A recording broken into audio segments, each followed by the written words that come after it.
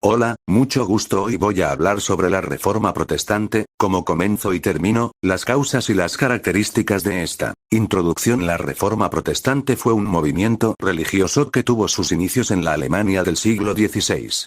Buscaba protestar en contra de las malas prácticas y los abusos que se venían presentando al interior de las iglesias católicas. Los principales reformadores fueron Martín Lutero y Juan Calvino. ¿Cómo empezó la Reforma Protestante? Comenzó hace 506 años, en 1517. En sus 95 tesis, Martín Lutero, un profesor de la universidad local, enumeró sus desacuerdos con la Iglesia Católica en cuanto a doctrinas tales como la justificación, o cómo las personas logran la salvación, autoridad y la venta de indulgencias para absolver los pecados. La reacción fue inmediata. En cuestión de semanas las 95 tesis se habían difundido por toda Alemania. Dentro de meses, habían llegado a gran parte de Europa. Mientras tanto, otras personas se unieron a la causa. Ulrich Zwingli comenzó a dirigir el movimiento en Suiza y John Calvin en Francia. La Iglesia Católica reaccionó con su propia contrarreforma.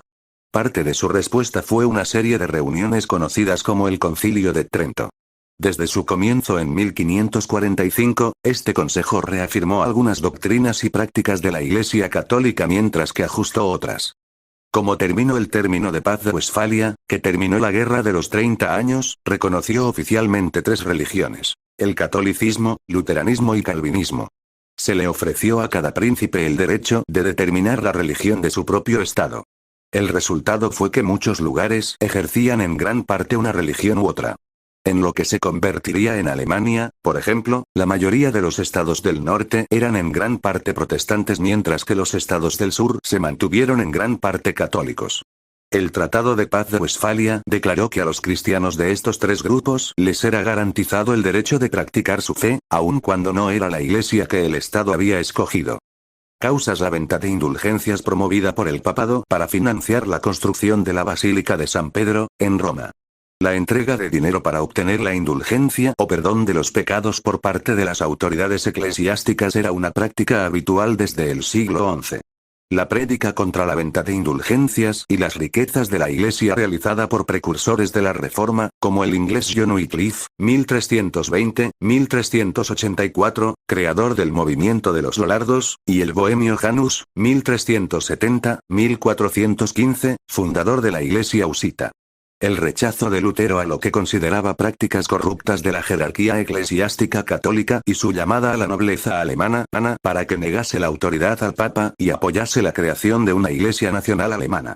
La estructura sociopolítica del Sacro Imperio, en la cual la alta nobleza quería tener mayores márgenes de autonomía frente a los intentos centralizadores de los emperadores de la dinastía de los Habsburgo.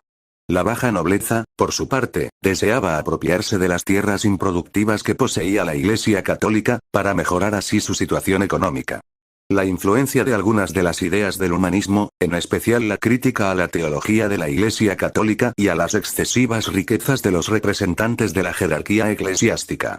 La pretensión del papado de tener autoridad no solo sobre las cuestiones espirituales, sino también sobre las terrenales.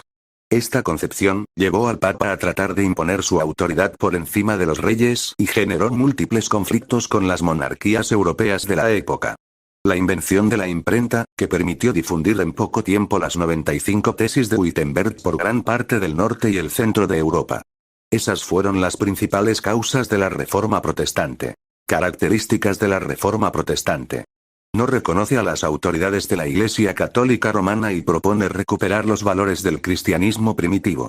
Considera a la Biblia como la única fuente de la palabra de Dios y a la fe como el único camino hacia la salvación de las almas. Considera que las Sagradas Escrituras pueden ser interpretadas libremente por todos los creyentes. No acepta la veneración de las imágenes ni el purgatorio. Reduce los sacramentos a solo dos: el bautismo y la Eucaristía. No posee jerárquica eclesiástica, solo referentes espirituales, ya que considera que todos los creyentes pueden ser sacerdotes. Acepta a Jesucristo como único mediador entre Dios y los creyentes. Rechaza la Inmaculada Concepción de María y su asunción en cuerpo y alma a los cielos. Y eso fue la Reforma Protestante. Muchas gracias y adiós.